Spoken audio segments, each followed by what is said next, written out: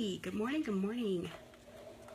Sorry I'm a little bit late, but I want to go ahead and jump on and talk a little bit about contracts and why having a short contract is not always better. So I know, like with websites, and the trend now is to make things more general and more simplified and I guess more concise. And the problem with that is I see that a little bit sometimes with contracts, and it's not always a good thing. And so I wanted to talk a little bit about why it's very important that you have a contract that's not too small, not too short, and sorry, my cat's trying to get in, and not too general, so to speak.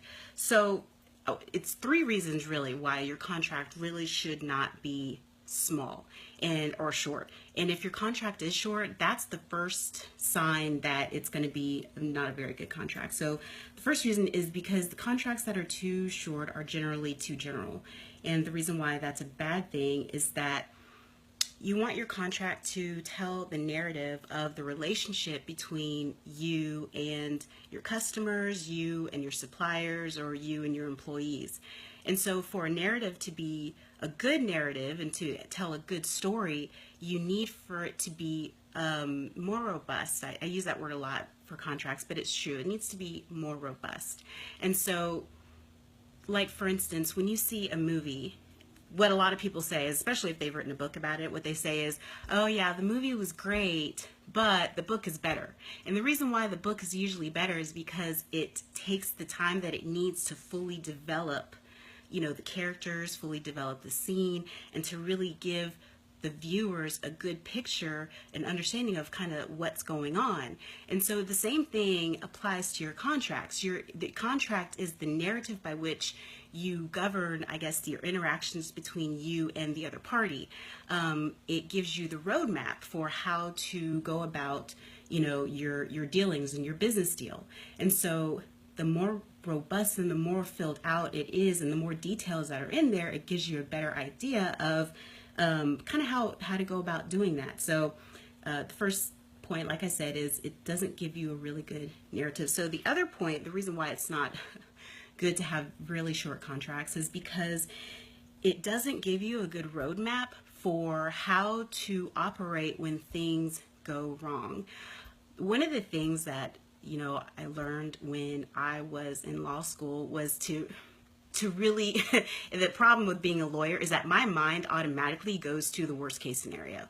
Like in every situation, I can't turn it off. It's called lawyer brain. If there are any lawyers in the group, they can probably attest to it. So what a good contract is going to do is it's going to go automatically to the worst case scenarios. It's going to go to each one, and then it's going to talk about how to address the situation once that worst case scenario comes to fruition. Hopefully it doesn't, but it still should talk to that. So and the reason why you want the worst case scenarios to be addressed in your contract is because it keeps you from having to go to court. The reason why people go to court is because they can't come to an agreement on their own. Emotions are high. You're not going to be very objective. And so they go to court to have the judge resolve their discrepancies or their issues with each other. So if you put those kinds of, if you deal with that up front when everybody kind of has more of a level head, it's much easier to deal with it later on when it actually happens versus, like I said, when, there might have been some bad things that happened between the two of you. You don't trust each other, and so you're not going to be able to come to an agreement. So a good contract is going to have those worst case scenarios already mapped out ahead of time, so that way you know kind of what to do going forward. So the third reason why having a short contract is not a good idea is because it usually doesn't have any industry-specific terms in it. So, for example, I'm a lawyer, and so I am governed by a very distinct body of rules with the bar that I'm a member of, which is the Texas Bar. And so because I am governed by that set body of rules, it's very important that I am going to be held to a very high standard for the practice that I have and for the job that I do. And the same goes for, say, if you're selling, let's see, I don't know, if you're going to be a coach or if you're going to have some sort of clinical practice. You're going to be governed by a very specific set of standards and rules. And so those standards need to make sure that they make their way into your contracts. So if the person or if the company or if the, entity isn't abiding by those higher standards, it's easier to say, hey, you screwed up. And it's easier, if you do have to take it to court, it's easier to win your case because you've kind of built in those rules into the contract. So having a really short contract is again, it's really not generally a good idea. And I say generally just to kind of not, maybe there's that 0.111% that actually is a good contract out there that I haven't seen, but to be honest with you, I have been, Todd says hot sauce and food service. Yes, exactly, food service. That's a very specific industry. But I have been doing contracts in some capacity since 2000 when I graduated college. And I've done everything from managing the contract. Let's see, I used to do pricing. I priced out contracts. I closed out contracts. Let's see, what else did I do? Thank you for that. I priced out contracts. I've drafted contracts. I've monitored performance in all kinds of contracts.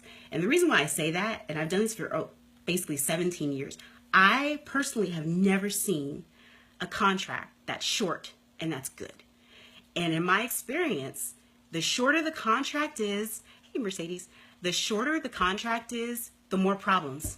Like, without fail, I can look at a contract and I can tell you if there's going to be problems down the line, especially if it's a long-term contract. If it's a short contract, I've never ever seen one that's been good and that's had no problems. Now, if it's something that's going to be a very simple transaction where, you're going to sell a piece of bubble gum or, whatever, you're going to, actually probably don't even need a contract, but something like that simple of a transaction, okay, a short contract may not be, a bad idea. But if it's going to require any length of time, or if there's moving parts, or if there's any sort of pre-existing condition, or not pre-existing condition, but conditions that have to take place before the contract can be performed, I've never seen a short one that's actually been good. They have always been the problem ones.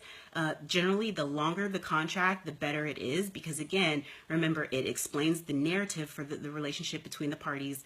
It has a very specific industry terms in it. And then also, what was my third point? It actually has all of the different scenarios that could go wrong. So anyway, please let me know what you think about this in the comments. And if you have any examples of that actual short contract that worked for you, then let me know. I'd be interested in finding out more about that. But if you guys need help with your contracts, please hit me up. Like I said, I've been doing it for 17 years. I consider myself a contracts expert because I've been doing it so long, and I've performed and I've done everything and every part of the life cycle of a contract. And generally, I write contracts. That's what I do pretty much all day. So you can check out my website, newmillennialegal.com, or you can send me a message, or you can leave a comment.